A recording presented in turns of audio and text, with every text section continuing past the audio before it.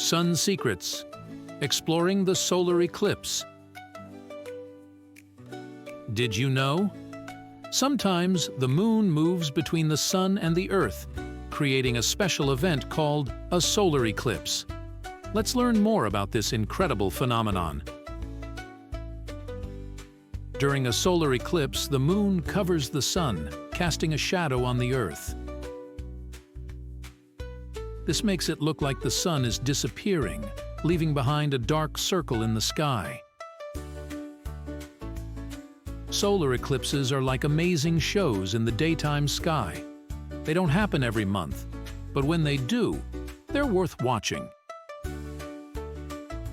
You can see the sun turn into a crescent shape as the moon moves in front of it. It's important to remember never to look directly at the sun during a solar eclipse without special glasses or filters. Looking at the sun without protection can hurt your eyes. Scientists study solar eclipses to learn more about the sun and how it affects our planet. They can also help us understand more about space and our place in the universe. So, the next time you hear about a solar eclipse happening, be sure to watch safely and enjoy the wonder of this amazing celestial event.